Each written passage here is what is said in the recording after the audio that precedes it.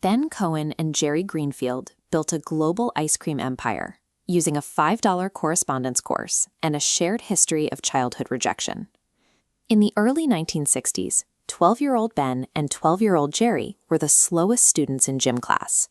While their peers ran 7-minute miles, Ben struggled to keep pace, and Jerry pushed himself until he fainted on the gym floor.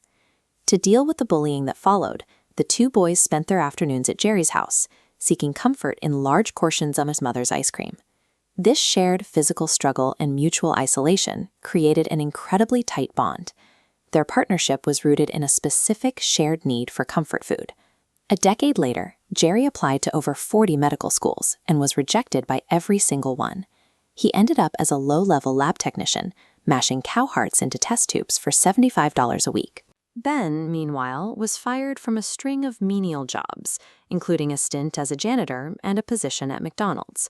He tried selling his own pottery, but his studio shelves remained full of unsold work.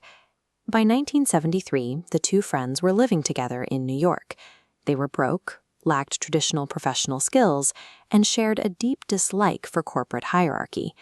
Jerry had no future in medicine, and Ben had no future in a corporate world. With no traditional career prospects left, they decided to start a business together. They originally planned to start a bagel delivery service. However, the $40,000 price tag for professional baking equipment was an immediate barrier. Ice cream required less startup capital, but they had no idea how to make it. To learn, they enrolled in a mail-in correspondence course from Penn State and split the $5 cost of the materials. They used their combined savings and a $4,000 loan to rent an abandoned gas station in Burlington, Vermont. The roof had caved in, and the floor was buried under 4 inches of ice. Because money was tight, they built their own work tables from the cheapest lumber they could find. Ben's unsold pottery was finally put to use as the shop's serving bowls and dishes. Poverty prevented them from looking like a polished national franchise. Instead, the scrappy DIY shop felt authentic and local, exactly the aesthetic their Vermont customers were looking for. The ice cream's unique texture was the result of Ben's medical condition, anosmia. He had almost no sense of smell and a severely diminished sense of taste. This comparison shows the difference from the light 1970s ice cream. Because Ben couldn't taste standard flavors, he relied entirely on physical texture. Jerry ran blindfold tests, doubling extracts and forcefully injecting massive, oversized chunks into every batch. Ben's sensory deficit led them to create a product far denser and more textured than anything else on the market. This specific style eventually helped define the premium ice cream category. Early on, they were barely profitable because employees were over-scooping every cone. To control their inventory and margins, they stopped focusing on the scoop shop and started packing their ice cream into pre-measured pints for grocery stores. As shown here, the market was dominated by Häagen-Dazs, which held a 70. To fund a new factory, Ben and Jerry then restricted their initial public stock offering exclusively to Vermont residents.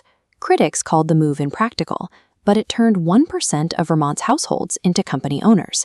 They lacked traditional corporate resources, so they tied the company's financial future to their customers. This local ownership created a level of brand loyalty that made it very difficult for larger competitors to push them out of the market. By the year 2000, Ben & Jerry's had become a massive global target. Despite the founders' personal feelings, the board of directors agreed to a $326 million sale to the multinational conglomerate Unilever. The news caused an immediate backlash. Loyalists who had supported the David versus Goliath story accused Ben & Jerry of finally joining the corporate machine they had ridiculed for years. The acquisition looked like the end of their independent identity, with the brand becoming just one more small part of a massive global portfolio. However, the sale included a unique legal provision.